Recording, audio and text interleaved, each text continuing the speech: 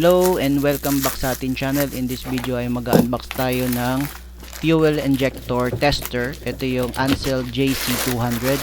So 2 cylinder lang siya.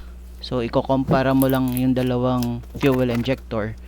So ito binili ko just to check yung fuel injector kung may leakage ba or clog ba siya, no? So alam naman natin na mahal din ang fuel injector.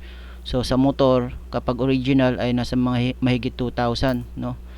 So bago natin palitan ng fuel injector, so i-test muna natin. So ito is portable siya. So meron siyang different size ng fittings ng fuel injector. So dalawang pair. So 3 types ng size ng fuel injector.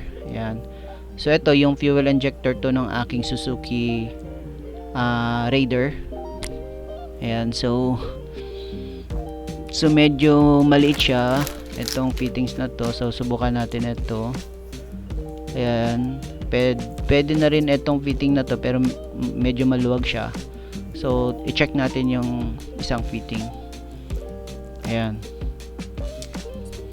So ito yung 13 to 14.5 kanyang diameter. So ayan, so ito yung gagamitin ko kasi fit yung ating fuel injector dito sa fittings na to. So ito din, kung isang fuel injector lang ang itetest nyo, ayan yung plug dun sa isang injector. So ito naman yung mga power cable nya, isa dun sa battery, then dalawa dun sa fuel injector. Then ito yung kanyang manifold, dalawang glass graduated cylinder. So 100 ml. So hindi siya glass, no, ano siya, plastic. So okay naman, makapal din naman yung plastic niya. So ito yung ginagamit ko na test fluid, 99% isopropyl alcohol. Yan. So mas kasi yung 99% isopropyl alcohol ayun yung kanyang recommended test fluid. So yan, lalagay lang natin ito, yung ang dalawang para sa ating fuel injector, yung fittings. So yung kanyang manifold ay dalawa lang. Yan. So yan, ilalagay lang natin yung ating fuel injector dito. So mahalaga guys na paminsan-minsan sine-check din natin yung ating fuel injector kung meron na ba siyang leakage, no? Kasi aksayado yun sa gas kung meron na siyang leakage or kung clog ba yung ating fuel injector. So yan, lagay lang natin ito, graduated cylinder. Yan, so dalawa naman ito. So ito guys ay must have tools. So kung mahilig kayo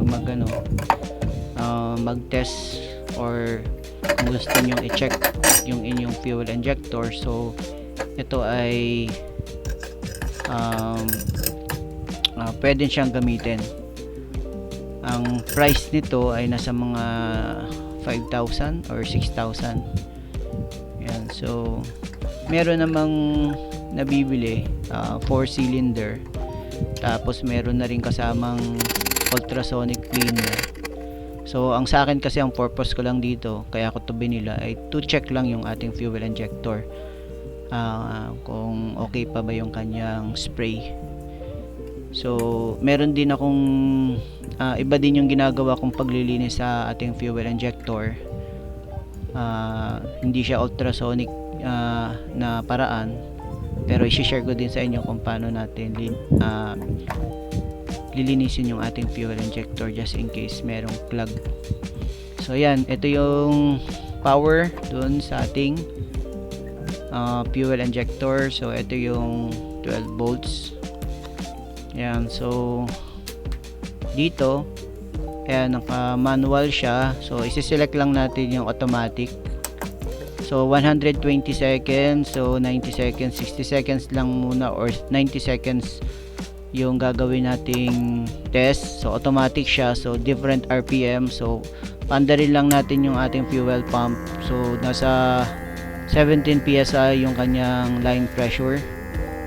So tingnan natin kung mayroong leak. So start natin. Ayan. So dito clear yung kanyang graduated cylinder. So makikita natin yung kanyang spray pattern, no? So apat na butas yung nag-spray. So makikita natin yung apat na butas naglalabas ng test fluid.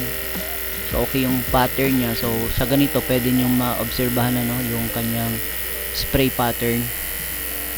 So dapat in-expect natin dyan ay apat na spray pattern, apat na butas dapat naglalabas ng test fluid. Yan. Then later on, after matapos na yung 90 seconds, check natin yung kanilang uniformity or yung volume, kung same ba sila na inilalabas na test fluid. So yan. So dito, since dalawa lang yung fuel injector, hindi natin alam kung sino yung sa dalawa is sino yung good or bad. So kung pantay sila, so i-assume natin na good. Ngayon kung gusto niyo talaga makasigurado, yung isang fuel injector ang ilagay nyo yung bago. Tapos yun bali yung magiging reference nyo, yung bago na fuel injector. Tapos yung gusto nyong i-test, yun yung isa. So yun yung magiging reference mo. So dito hindi ko alam sa dalawa kung sino yung good. Yun. So far naman pantay naman yung kanilang volume na ibinubuga. So inassume ko dito na goods itong dalawang fuel injector. Ngayon ang gagawin natin, ibababad natin siya sa 2000 RPM. So ima-manual test natin siya. Ayan. So ito 600 RPM.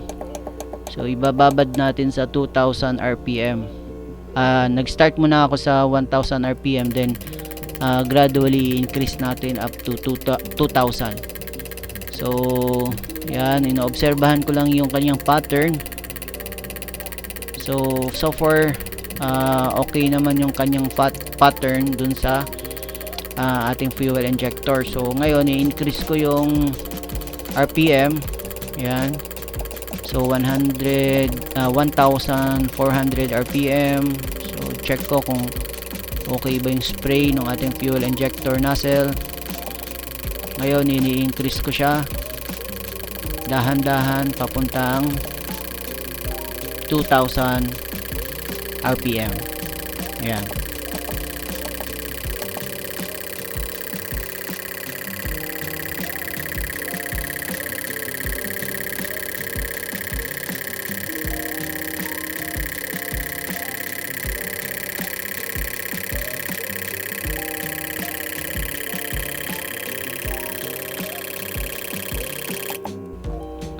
So ayan guys, natapos na yung 2000 RPM. So pantay sila. So meron mang difference pero hindi naman siya tolerable naman, ano. Yan.